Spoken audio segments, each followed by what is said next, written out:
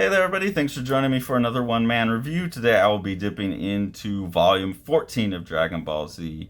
I'm continuing on, kind of losing interest in the series, I gotta be honest. I was really into the interstitial volumes where you learn more about the characters and not so much about the fight scenes, and it seems like it's just going more and more fight scene based. I will say that I've now read the first three volumes of Dragon Ball, and I agree, I quite enjoy that quite a bit more. But I'm going to finish this. I'm on a journey to try and figure out why this is the most popular manga in the world. I don't see it yet, but we'll keep going. At the end of the last volume, you have the guy Trunks. I keep forgetting his name. Trunks comes from the future and tells everyone that there's going to be these androids that are going to kill everyone and ruin the earth. We've now defeated a couple of those red herrings, and we've now met the real scary androids, the real scary ones that are 16, 17, and 18, and these are androids with unlimited power. So basically, we're just fighting creatures with unlimited power. Piccolo gets his heart ripped out for God knows how many times now, but it's okay. He'll get brought back to life or eat a senzu bean or something. It is always nice in these volumes where you see the characters go into a populated area. Like here you have a Lucky Food Company, so you get a sense of a greater world. The characters are picking up vehicles. It's a bit disappointing because looking at the early Dragon Ball volumes, you see Akira Toriyama's great sense of vehicle design and the weird way he squishes things and makes them taller. All the rendering of vehicles and environments here look more down to earth and less stylized in this, which is a bit disappointing. But also, anytime you see environment, it's always really quickly gives way to being back out in these just bare desert, hill, mountain kind of things. So with a story that's about the world at stake here, the world's gonna die if these things get let loose. My mental picture of this world, until having read Dragon Ball itself, but even then to some extent, I just get the sense that this is a largely unpopulated desert planet, and if it blows up, no big deal, because I just don't get enough of the context to have those stakes matter to me. And even when people do go into a city and blow something up, it's so quick and you only see such a little part of it, it just doesn't really emotionally register for me. Here we have all this time travel talk because this is all Trunks here is from the future. He is Vegeta and Bulma's son from the future.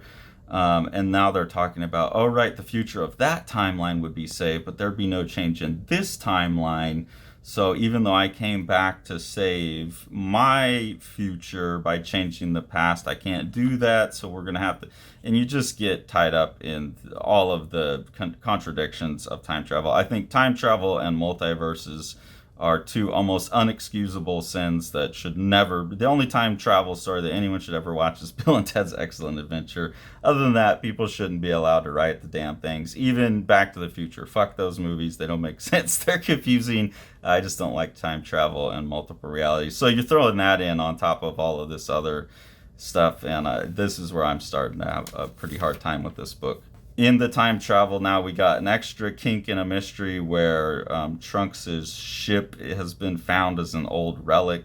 So even though there's only one of these, which means it's pretty obvious there's at least one other Trunks from another timeline running around out there who came earlier and altered this timeline. And I don't know why anyone cares to follow all of this and figure out the continuity on it. But really cool drawing here of this ship, and here you get some of those more fun designs that Toriyama can do of technology, and you see with some actual rendering on it and out in nature, and he can make cool art. I think he just does not give a shit about what he's doing at this point. Then we get introduced to Super Piccolo, so Piccolo merges with Kami-sama, the good side of the Namekian gods or whatever, and now his good and evil is united, and he's super powerful, so he can go punched in the chest again, I guess. And then very quickly encounters this creature here, who's going to be the next big bad guy for the next book, I guess. And this is a really cool, given how much I didn't like some of the character designs, especially in the Frieza saga.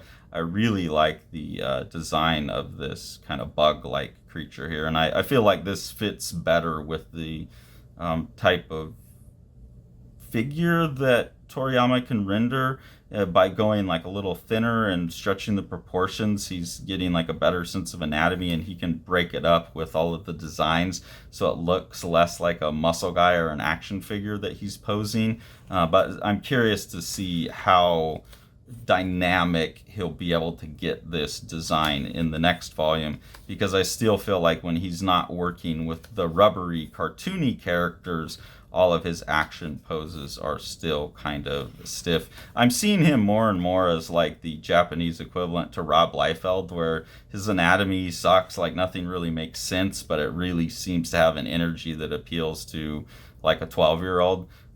So maybe that's what I'm missing, is I'm just not 12. Maybe I need to look at this and think about it the way I looked at like Liefeld's Young Blood and X-Force stuff, that was the coolest thing I could see at the time.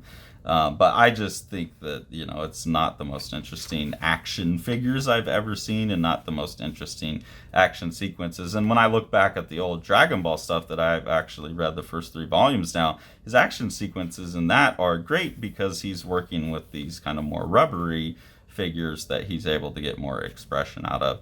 So this volume in particular, I kind of just blew through. Obviously don't have much to say about it.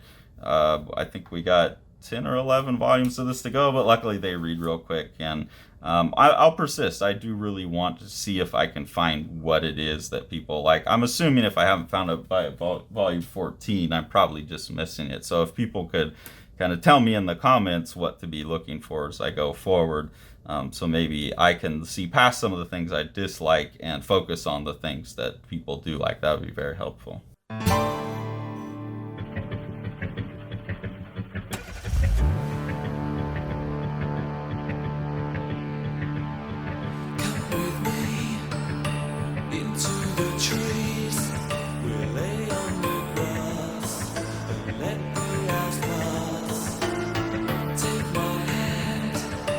Back to the land, let's get away, just for one